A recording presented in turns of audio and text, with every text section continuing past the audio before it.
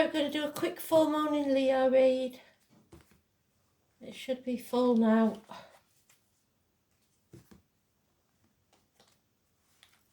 Um, 5th of February 2023. Full moon is about reassessing your things before closure.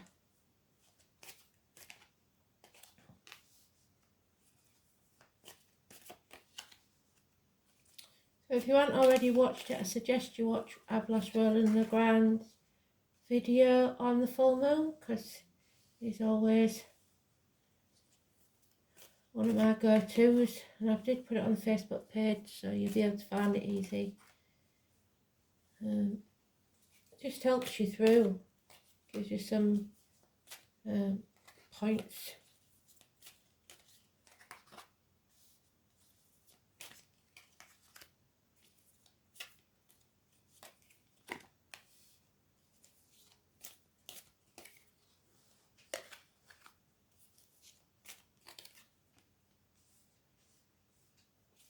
Overall energy then. No longer wasting your time or energy on something that you know is causing you grief. Banging your head against a brick wall, you're not doing that anymore. You're coming home to who you truly are. So we start with the card back up. Can your spirit's doing a really good job. Today's card, the Hierophant. You have two keys there, the silver and the gold. Do you bind yourself to the spiritual or the material side of life? Do you, the things that you can't buy and the things that you can? You choose. Health, happiness, love, or wealth, and all the trappings that come with it. It's religion, it's faith. Faith in yourself. It's being blessed 3 times. It's the neck and the throat. It's speaking the truth about material matters. Being honest with yourself and others. So 5 and 23 is positive energy. However, there is a missed opportunity here for a chance for a new life, a new home, a new job, a new gateway. So some of you may have an offer that was probably too good to true, but you knew that it would cost you either your spare time, your happiness, whatever it is. It cost too much as far as you was concerned. So you decided not to take that opportunity that came your way. A missed opportunity maybe a year ago. And perhaps because this person was involved. It is a Libra energy, so a Libra cuspa, even of any gender. Early Libra is Virgo, late Libra is Scorpio. This is about somebody sitting on the fence because they see both sides of an argument and can't decide what's right. You need to be more detached and step back from the situation. Be honest with yourself. It could also be a violent man. So doctor, priest or lawyer perhaps that gives bad advice. So you should take your own advice. No one else's. No one can make this decision for you. So we have the moon. The energy of the moon, the 18, is negative. The 2 baying wolves, those wolves that are inside you, your shadow and your light, competing with each other. And the one that wins is the one that you feed. So if you feed the negative, you will gain negativity. If you feed the positive, you will gain positivity. But this moon is massively important. Well done, Spirit. The moon is a full moon Leo. So then we have the Chariot. It means you have to take back control of your life. The purchase of a new vehicle. Again, we have the yin and yang, the black and the white horse, the dueling. You have to find a balance between the two, because your shadow side is not always negative. It is there in some way to help you do something. Like your passion can go either way, negative or positive. It's a Cancer energy. 7 or 25 is positive. It is when the moon travels into Cancer, possibly. So we'll have to look for that. I can't remember when the next time it is that it is. I think it might be the new moon, not sure. So around the 25th of this month, maybe. It's about the breasts and the womb. It's about travel. But above all, it's about getting back on track, taking back control of your life, and beginning something new roots, strong roots, a course of study perhaps, something that you need to invest at least 3 years in, but it will pay off. Teamwork, working as a team, overcoming enemies, which the enemy may well be yourself. This is Gemini energy. Communications, even if it's harsh communications, you can overcome this. Again, the horses are involved, so somebody born in the year of the horse may be important. And again, mental problems, so trapped in your own mind. For some, it could be perhaps someone with a mental illness or an elderly parent that's confused. 8 weeks where you feel trapped, unwilling or unable to move, but it's all in your mind. You can, you just don't want to because you know the consequences. You may be protecting others or yourself, being in denial or not sure of all the facts.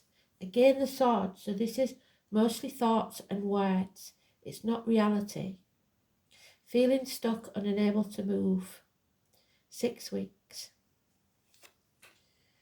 Very, very confused. You have to narrow down your options. You have to focus your energy on one thing at a time. 7 months. Then there will be clarity and you will be able to cut through the bullshit and get to the point. Communications, clear, truthful, honest communication and success. So, yeah, what it's going to do is cause some sort of emotional draining or unhappiness for someone. And you know that, and it could be you feel that you're unfaithful to someone, be it a boss that you've worked for years, or a partner that you get on well with, your good friends, but there's no passion there anymore. There's a lot to be said and communicated here, but either it's fear of violence or fear of the unknown. There is something here.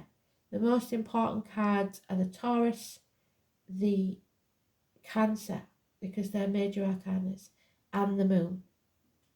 So the 5 and 23, the 7 and 25 are positive energy, but the 18 is negative. I'm trying to decide whether to do an hour because it's just a full moon read. So we'll do the rune and we'll do the goddess card and then we'll leave it at that because it's taken me a long time today to get where I've been and back. So I've got other things. Oh, there it is again, that's C. I've got the daily to do as well for tomorrow. So let's have a look.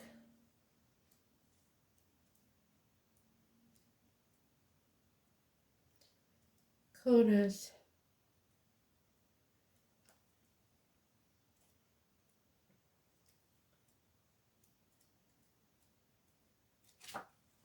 No. Let's have a look.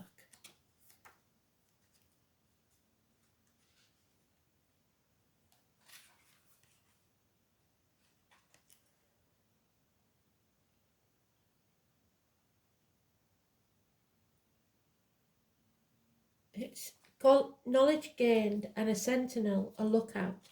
Somebody is watching out for you. Somebody is trying to spy on you, perhaps, depending on your situation.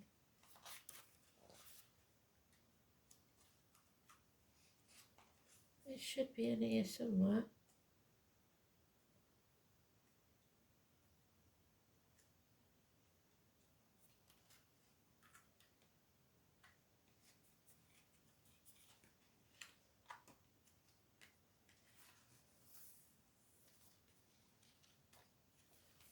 61.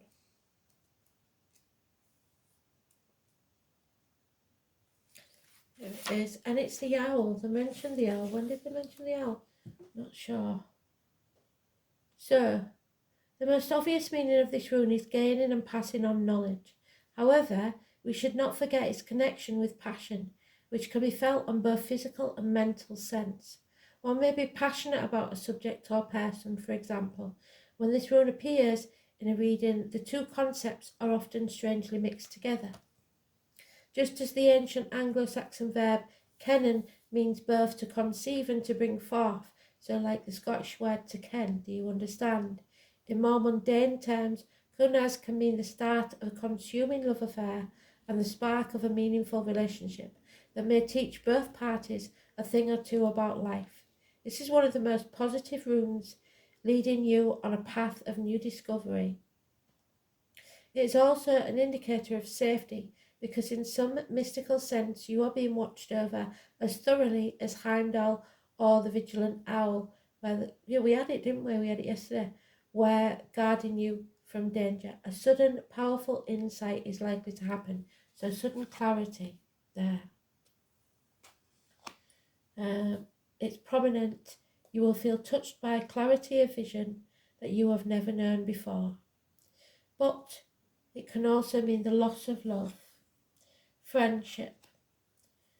Old loyalties are foretold when kunaz appears in the inverted position. You may feel yourself to be adrift, abandoned, and with little idea of what to do next. However, kunaz is primarily associated with learning, so it is important to remember that some lessons are hard ones. It may be that it is time to let go of the past and move on. All will be revealed in time, so don't panic. The lesson that you need to learn will become very evident to you, and you will soon find the right path, even if the guiding light of kunaz seems to have been dimmed. So there is light at the end of the tunnel, is what they're telling you. But right now it seems to be a dark place, and you're not clear in thought or mind. And it is all sorts. There's very little, if any, other energy apart from the cups, and they are drained.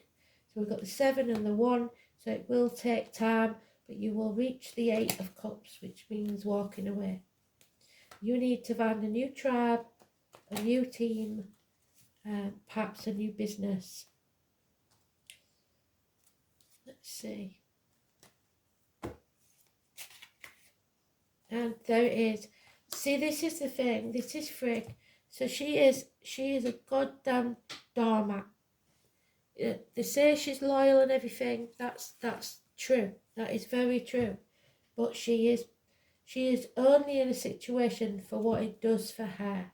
And if you're doing that in a relationship, especially, not so much a job, then you're doing everybody a disservice. Frigg, Scandinavian goddess, model of wifely devotion, she who is loved. Silence, wisdom, devotion, resourcefulness, female cunning and independence. Despite being married to a rather ghastly Odin, king of the gods, we can take that as ghastly Odin, famous for his extramarital affairs, Frigg was devoted wife and mother. She counsels you to make certain sure of your facts before you open your mouth, because otherwise it's going to get very messy. Frigg also signifies grace of forgiving, an ability to love someone and accept their faults, but to be able to look after yourself without the dependence on others. Frigg also counsels you to be steadfast. Devotion and patience are qualities that can make for a success of a relationship or project. Frigg supports you in developing those qualities in yourself. But don't ever be so dependent on another that you trapped. That's what they're saying. So sever ties if you have to. In effect, believe in yourself, take back control of your life. Thanks for listening.